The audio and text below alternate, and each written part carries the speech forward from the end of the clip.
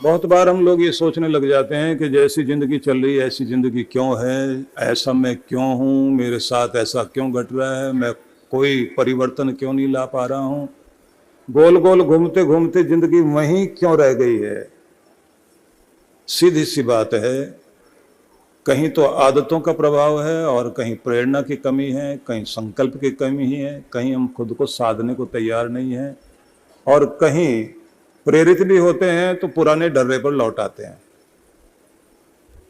वही पुराना डर्रा, वही सारी स्थितियां गोल घूमकर वहीं आ जाते हैं।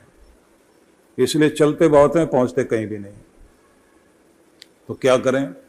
पहला कार्य होना चाहिए कि आप खुद को प्यार करने वाले बने, खुद के दुश्मन ना बने, खुद को कोसना छोड़ दें, बुरा भला कहना छोड़ दें। लाखों से बेहतर हैं आप, बहुत अच्छे हैं, बहुत अच्छे गुण हैं। अपने गुणों को पहचानिए, उनकी रक्षा करिए। निराश होना जरूरी नहीं है, निराशा आती है, पश्चाताप भी आएगा, प्रायश्चित भी करना चाहिए। शिक्षा लें, आगे बढ़ने का संकल्प बहुत जरूरी है। जो बीती सो बीती, बाकी उम्र संभालू में भजन गाते हैं आप लोग, तो उसका मतलब यही है कि जो बीत गया उसको भूल जाना है, लेकिन जो है उसको संभालना है। सबके पीछे एक महत्वपूर्ण बात होती है कि हम कहीं प्रेरणा लेने में चूक जाते हैं।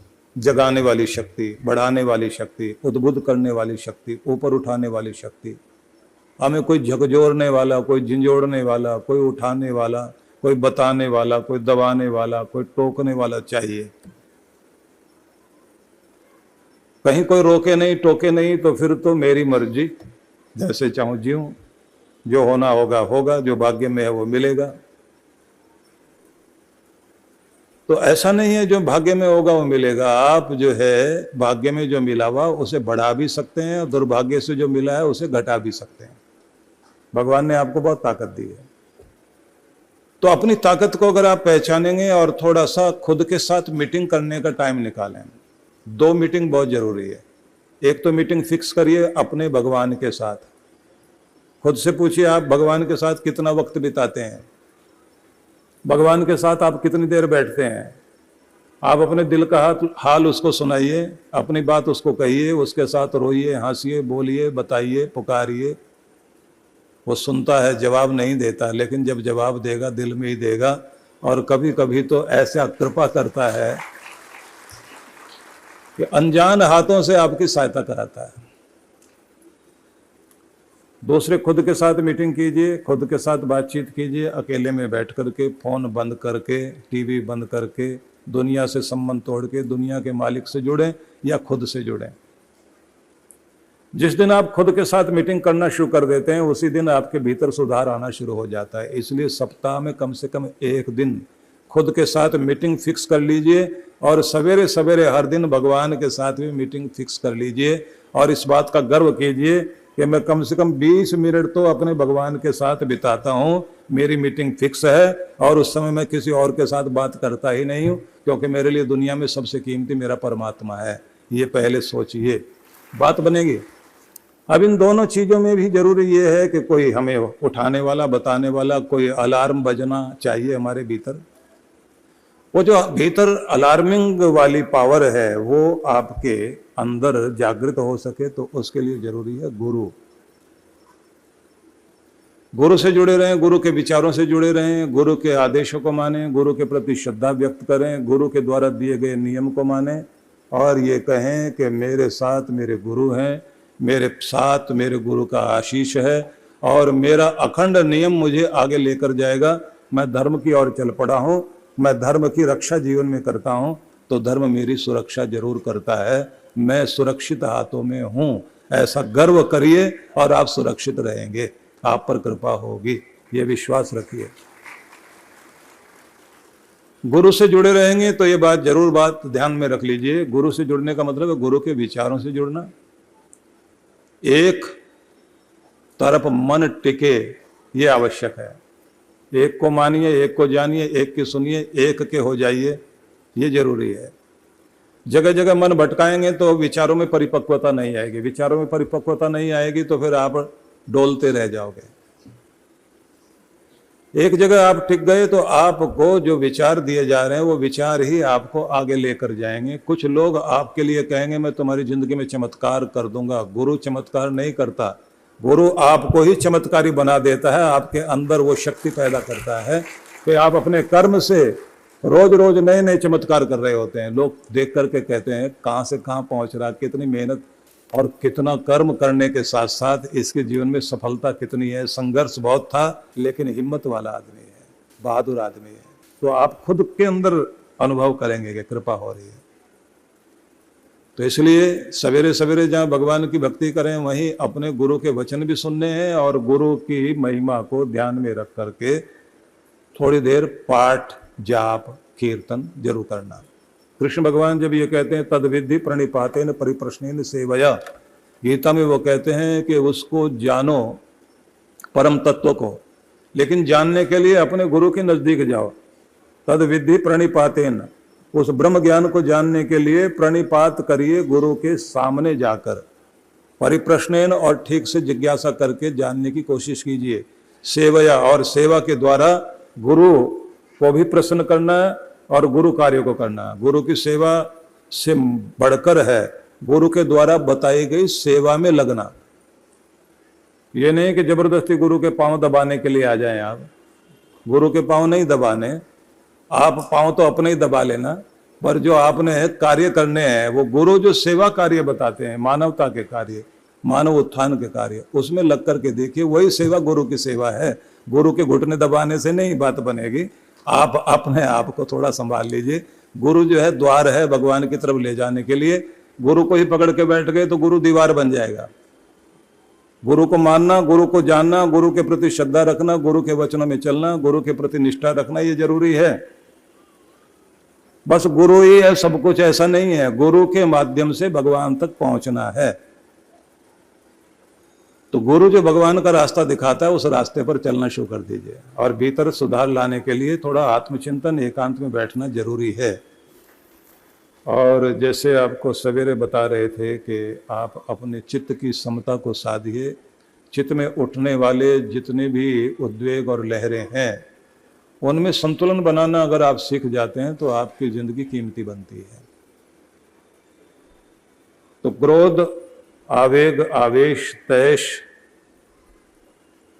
इसमें जो लोग अपने ऊपर कंट्रोल कर लेते हैं वो अपने सौभाग्य के क्षणों को सौभाग्य में ही बदले रखते हैं, लेकिन जो नहीं संभाल पाते उनका सौभाग्य दुर्भाग्य में बदल जाता है। क्योंकि ऐश में और तैश में खुद पर कंट्रोल करना बड़ा मुश्किल है। ब्रेक तो भगवान ने सबको दिया है और हम उसकी पावर यूज नहीं करते। इसलिए नवरात्रों में एक प्रयोग किया गया कि थोड़ा थोड़ा नियंत्रण करना आ जाए। तो इन दिनों श्रृंगार नहीं करते, जमीन पर लोग सोते हैं, दाढ़ी नहीं बनाते, खाने में भी आप स्वाद पर ध्यान नहीं देते, नाप तोल कर खाते हैं, नशा वगैरह नहीं करते और गलत चीजें नहीं खाते। इन दिनों आप अपने जीभ पर नियंत्रण लाते हैं, खुद पर नियंत्रण लाते हैं, भजन में ध्यान ले जाते हैं जिससे आप उपवास कर सकें, मतलब आप भगवान के, भगवती के निकट हो सकें। भगवान, भगवती, परमेश्वर, परमेश्वरी, महाकाल, महाकाली, महादेव, महादेवी, यही एक की दो शक्तियां हैं। तो इनसे जुड़े रहने के लिए आपको प्रत्येक दिन व्यवस्थित होने की आवश्यकता है। भीतर का जो ब्रेक है ना वो यूज करना चाहिए। हर एक गाड़ी में ब्रेक होता है ना, उस ब्रेक के कारण ही गाड़ी ठीक चलती है और आपकी यात्रा सुरक्षित रहती है। जीवन की यात्रा को सुरक्षित रखना है तो आप अपने ब्रेक का इस्तेमाल करें। कब?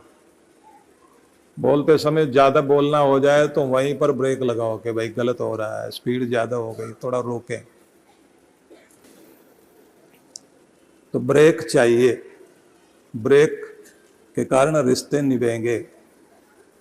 ब्रेक में ही आता है बर्दाश्त। बर्दाश्त करना सीखेंगे, रिश्ते निभेंगे। और इसी ब्रेक में आता है तालमेल मिलाना, अंडरस्टैंडिंग लाना, एडजस्टमेंट अपनाना, घर को खुशहाल बनाना। इसी के बाद आती है समझदारी।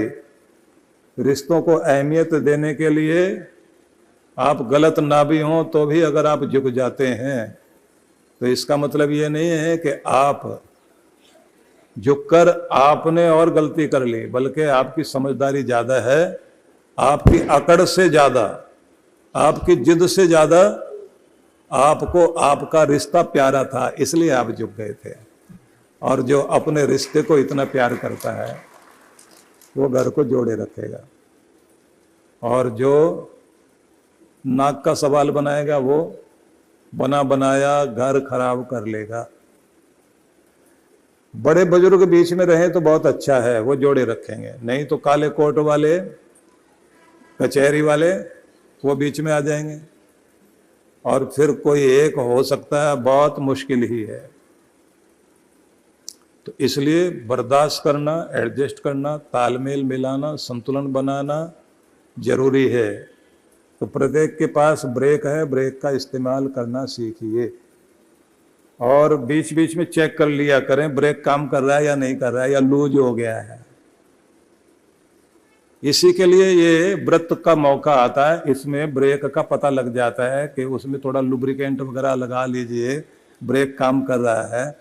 और कभी कभी जब आप अपने ब्रेक का बहुत अच्छा इस्तेमाल करते हैं तो खुद को शाबाशी दिया करो, आज मैंने बहुत समझदारी बरती, सामने वाला तो मूर्खता पर तुला हुआ था लेकिन मैंने अनहोनी बचा ली, संभाल लिया खुद को, नहीं तो बहुत कुछ बुरा हो सकता था। मैं समझदार हूँ, मैं बेहतरीन इंसान हूँ, मैं संभालना जानता हूँ। ये अफर्मेशन का प्रयोग कीजिए। जब आप अफर्मेशन का प्रयोग करते हैं तो आप खुद का निर्माण कर रहे होते हैं। ध्यान में अफर्मेशन का प्रयोग कराया जाता है, वो अफर्मेशन जिसमें आप पहले खुद भी प्रयोग करके देखना। जैसे आप लिखते हैं मैं, उसके बाद आगे डॉट डॉट डॉट डॉट हूं, क्या हूं। तो अभी तक आप एक अफर्मेशन का प्रयोग करते हैं सारे दिन में, मैं दुखी, मैं परेशान, मैं बहुत चिंतित, मुझे कोई समझता नहीं, मेरे साथ ही बुरा होता है, मैं तो अच्छा आदमी था लेकिन कोई मुझे गुस्सा दिला देता तो काम खराब हो जाता है। तो ऐसे करके आप अपना व्यक्तित्व गढ़ रहे होते हैं कि मेरे साथ बुरा होता है, मेरे साथ बहुत अच्छा नहीं होता, मेरा साथ देने वाला कोई नहीं, मैं बहुत बेचारा हूँ, मुझे कोई भविष्य नजर नहीं आ रहा। ऐसे करके आपके अंदर नेगेटिविटी लगातार चलती रहती है और आप अपने सेल्फ टॉक जो करते हैं ना, भीतर जो आत्म संवाद करते हैं, उसमें कुछ बातें चल रही होती हैं जो नेगेटिविटी वाली होती हैं। उसका परिणाम क्या होता है, वो आप अपना भाग्य लिख रहे होते हैं। इसको बदल लीजिए आप। जो सेल्फ टॉक है इसको चेंज कर दीजिए। आपके भीतर चेंज आते ही आपके बाहर भी चेंज हो जाएगा। आपका भीतर बदलते ही ऊपर वाला आपके ऊपर बहुत बड़ी कृपा करेगा, आपका सौभाग्य जागना शुरू हो जाएगा। मैं अच्छा हूं, मेरे साथ अच्छा हुआ है, परीक्षाएं कितनी भी हो मैं संभला हूं, मैंने हिम्मत की है, मैं हिम्मत करके हर बार बाहर निकला हूं, निकलता जा रहा हूं, बेहतर हो रहा हूं, सेहत अच्छी हुई है, हो भी रही है और बेहतर होने की दिशा में चल रहा हूं, मेरा भाग्य और बेहतर हो रहा है, मुझे प्यार करने वाले लोग हैं तभी तो मेरा घर चल रहा है। मेरे घर में गुस्सा करते हैं लोग लेकिन फिर भी सब संभल जाता है। मेरे ऊपर मेरे गुरु की कृपा है, मेरे ऊपर मेरे भगवान की कृपा है, मेरे साथ अच्छा हो रहा है और मेरा विश्वास कहता है अच्छा होता रहेगा। ऐसा भरोसा रखिए और मन में ये भाव अच्छे वाले जगाओ, नहीं तो ये होगा रोते हुए जाओ और मुर्दे की खबर लेके आओ। तो क्यों ऐसा बनना है भाई?